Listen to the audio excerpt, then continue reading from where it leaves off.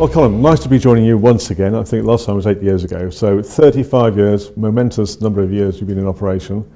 And we want to reflect back. What are your recollections of day one or just before day one? Just before day one, we had 6 months of continuous work, setting up everything for the opening of the duty free. Continuous work meant at least 14 hours every day for everybody on the team. We had recruited 100 staff. We were doing training programs off and on.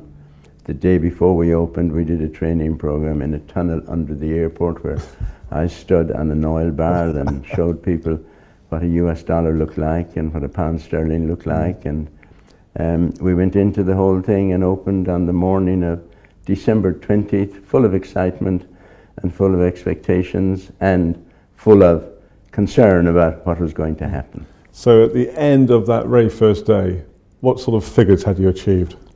It was very exciting. We had taken, for the first day ever, 161,000 dirham sales, which was $41,000, and we thought this was the end of the world. So if we forward fast to where you are now, I mean, at that point you had 100 staff. What staff you got now, and what's your annual turnover? That full year, the first full year, 84, we had a turnover of 72 million dirhams. Fast that forward, we now have 6,200 staff working for us.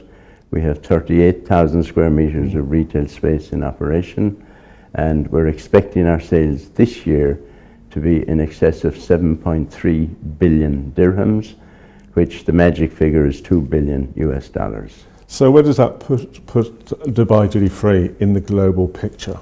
In the global duty-free picture in the world, it's the biggest duty-free operation at a single city anywhere. So, Colin, various innovations when it came to marketing. Let's look at the surprises, the introduction of the opportunity to win a car. When did that start? Well, our finest surprise promotion, we started that in 1989, and our first car was won by a gentleman called Simon Simonian. And it was so popular, people started asking, can we buy tickets for the car? So we continued doing it, various models of cars over the years, and we've now done 1,700 motor cars in our finest surprise draw. And something similar, the Millionaire draw as well. Millennium Millionaire, we started in 1999, leading into the Millennium year. Sure.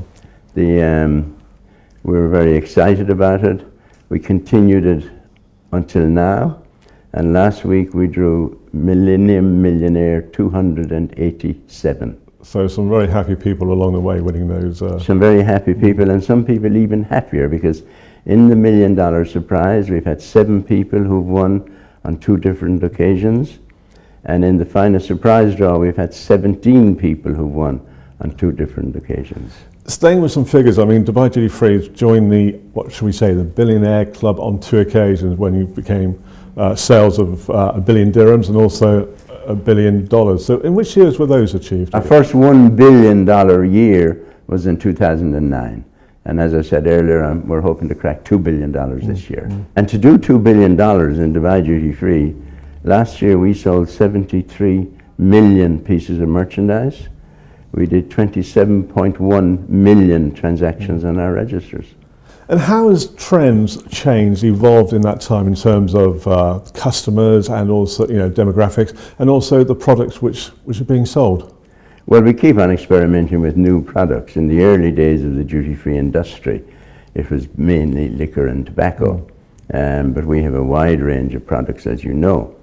The traffic continues to change all the time. At one stage there was a big rush of Russian traffic coming into Dubai, which was very important for our duty free.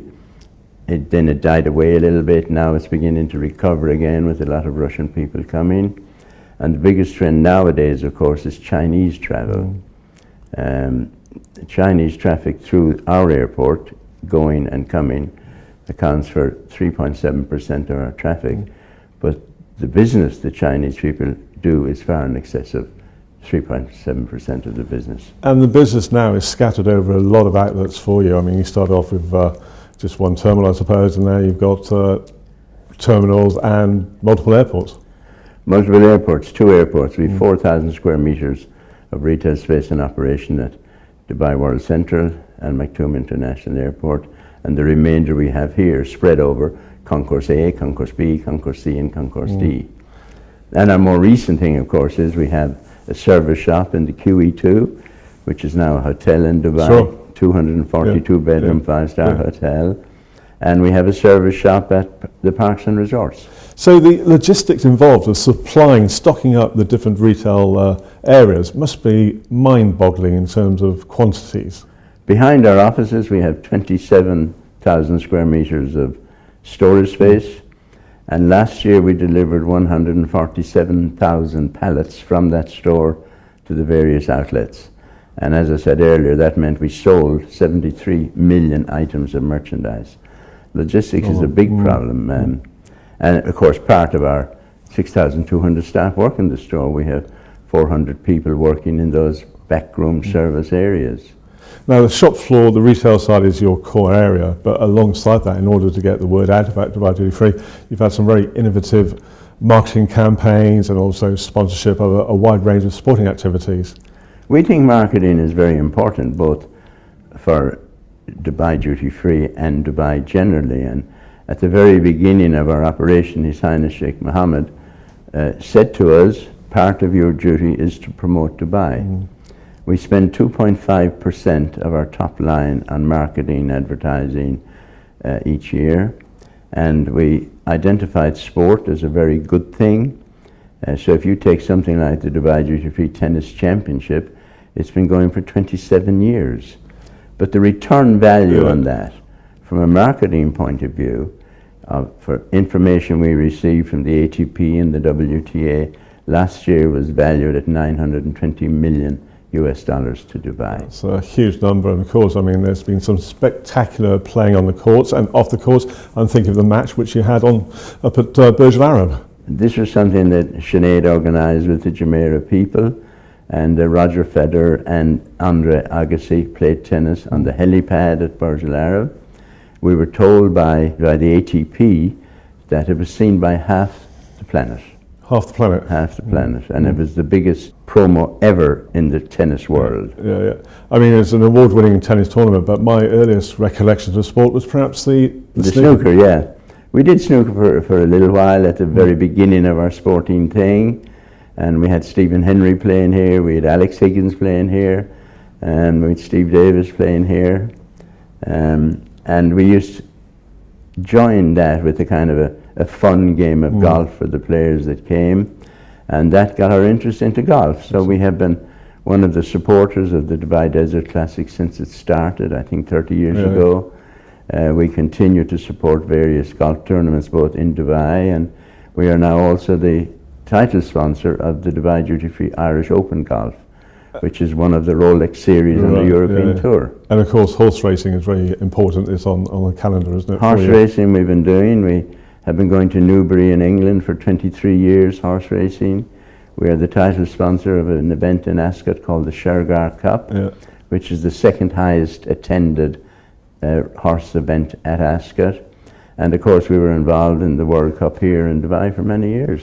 And of course there's the leisure side of Dubai Duty Free, which I suppose in many ways started with the establishment of the Dubai Tennis Stadium and the Irish Village. Yeah, we built a tennis stadium. At the beginning of our tennis we built a temporary stadium each year, and then we got approval from His Highness Sheikh Mohammed to build a proper stadium, which we did. And because we did that, we opened the Irish Village, which has become the busiest, one of the busiest outlets in Dubai, and very recently was awarded an award in Ireland as the best Irish pub in the world. Wow.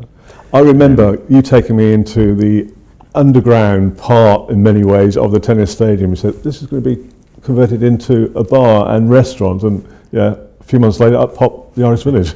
The Irish Village we had it designed and by a company in Ireland who were involved in Irish pubs at that time. We employ 100 people there, 22 of whom are Irish.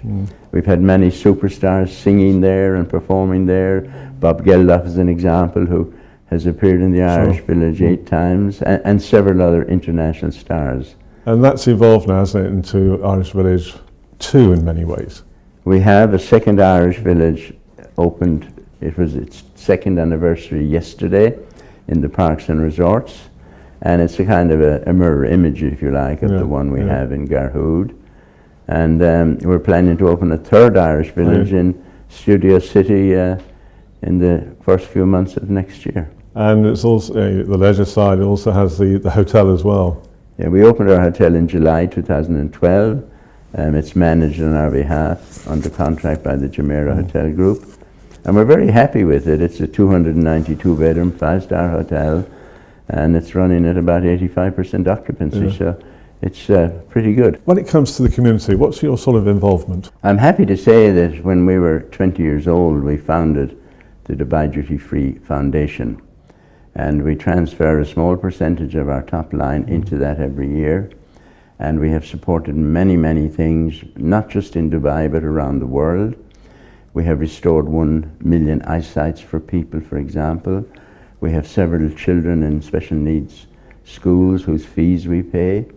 We pay the salary of 4 school teachers in the Dubai Autism Society. We have helped to rebuild a village in Sri Lanka that was wiped out by the tsunami. We have a street in one of the islands in southern Philippines, which is called the Dubai Duty Free Street, where we rebuilt 32 houses that were lost in a hurricane and presented them locally, and several other things. Now, let's move on to a specific day, the 35th anniversary day, December the 20th. What sort of activity, and why is it so special? We just make a party day out. All our staff wear a dedicated shirt celebrating the anniversary. We offer special discounts to customers on that day. So traditionally, it's always our biggest day sales-wise.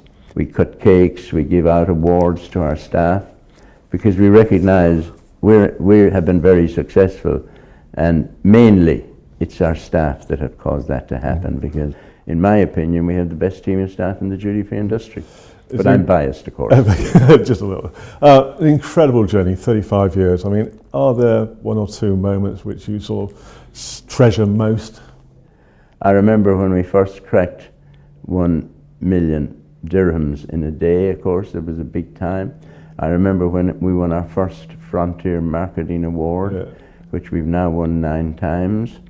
It's always nice to reflect on the fact that Dubai Duty Free have won over 700 awards for its operation by various bodies around the world. We reflect on that. We reflect, of course, when we open the new terminals everywhere. Sure. And we have become recognized by the duty-free industry as being a huge operation within that industry. These are all good memories. Sure, sure. And we have seen staff come and work with us. We have seen them through their lifetime with us, getting married, having children, their children graduating from university, and in many cases we've seen the children getting married.